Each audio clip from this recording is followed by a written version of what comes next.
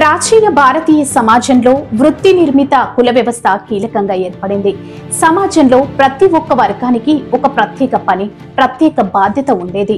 ఆ బాధ్యతను పాటిస్తూ వారు తరతరాలుగా కులాన్ని కొనసాగించారు. ఈ క్రమంలో చాకలి కులం అంటే బట్టలుతికి శుభ్రపరిచే వృత్తికి చెందిన వ్యక్తుల కులం ఏర్పడింది.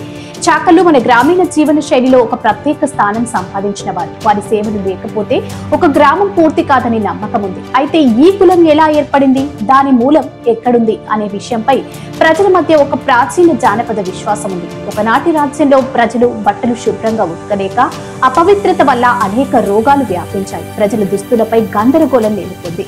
రాజుకు దీనిపై విచారం కలిగింది. ప్రజల ఆరోగ్యాన్ని, శుభ్రతను రక్షించడానికి ఒక ప్రత్యేక వృత్తి అవసరమని గ్రహించాడు. అప్పుడు రాజు దేవతలను ప్రార్థించి ఓ యజ్ఞం నిర్వహించాడు. ఆ యజ్ఞం ఫలితంగా దేవతలను ఆశీర్వదించి ఒక ప్రత్యేక వర్గాన్ని సమాజంలో ప్రవేశపెట్టారు. వారు బట్టలు శుభ్రపరచడం, వాటిని మడత పెట్టడం, మురికిని తొలగించడం వంటి పనులను ఎంతో నైపుణ్యత చేసేవారు. వీరిని చాకళ్ళు అని పిలవడం ప్రారంభించారు. చాకచక్యంగా పనిచేసేవారు అని అర్థం నుంచి ఈ పదం వచ్చినట్టు చెబుతారు. ఆది కాలంలో చాకళ్ళు రాజమహల్లో సేవలు అందించేవారు. రాజు, రాజమాత, యువరాజుల బట్టలు శుభ్రంగా ఉతకడం, రెడీ చేయడం వారు నిర్వహించేవారు. నిదానంగా ఈ వృత్తి గ్రామానికి విస్తరించింది. ప్రతి పల్లెలో ఒక చాకలి ఉండటం పరపాటిగా మారింది. పండుగల ముందు, వివాహాల సమయంలో, శవ కర్మల సమయంలో బట్టలు శుభ్రంగా లేకపోతే కార్యక్రమం జరగదనే నమ్మకంతో వారి సేవలు తప్పనిసరిగా మారాయి. బట్టలుతికే పని కేవలం శారీరక శ్రమే కాక సమయపాలన, నైపుణ్యం, నికార్సైన శ్రద్ధ అవసరమయ్యే పని.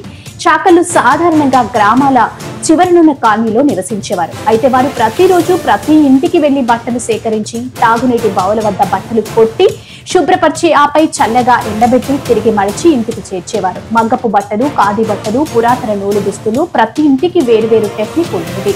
ఈ వృత్తిలో అవగాహన, అనుభవం, శ్రద్ధ అన్నీ అవసరం. ఈ కులం గురించి మరో విశ్వాసం ప్రకారం చాకళ్ళు శరీర శ్రమను దేవుని సేవగా భావించి చేస్తారని, వారికి విశేషమైన కర్మబలం ఉంటుందని నమ్మకం. చాలా మంది చాకళ్ళు తమ వృత్తికే జీవన విధానంగా భావించి సమాజానికి సేవ చేయడాన్ని ధర్మంగా పరిగణించారు. చాకళ్ళు తమ వృత్తిలో నైపుణ్యం కలిగిన వారు కావడంతో పాటు క్రమశిక్షణ కలిగిన వారిగా పేరొందారు. ముఖ్యంగా మహిళలు ఈ వృత్తిలో ముందుండేవారు. ఉదయం నుంచే కడగడం, ఎండబెట్టడం, మడించడం వంటి కృషితో ఒక కుటుంబం జీవించేది. ఇక ఆధునిక భారతదేశంలో చాకలి కులానికి చెందిన వారు వృత్తిలో మార్పులు చేసుకుంటూ వివిధ రంగాల్లో స్థిరపడుతున్నారు. అయినప్పటికీ వారి తల్లిదండ్రులు, తాత ముత్తాతలు చేసే పని ద్వారా గౌరవాన్ని పొందారు. చాకలి ఐలమ్మ వంటి చాకలి మహిళా నాయకురాలు స్వతంత్ర ఉద్యమంలో, రైతు పోరాటాల్లో పాల్గొని చాకలి కులానికి ప్రతిష్టను తీసుకొచ్చారు. ఆమె కథ కూడా చాకలి కులపు వారసత్వంలో ఒక గొప్ప అధ్యాయంగా నిలిచింది. లైక్ చేయండి, షేర్ చేయండి. ఇంకా ఇలాంటివి తెలుసుకోవడానికి Telugu facts and history channel ని సబ్స్క్రైబ్ చేయండి.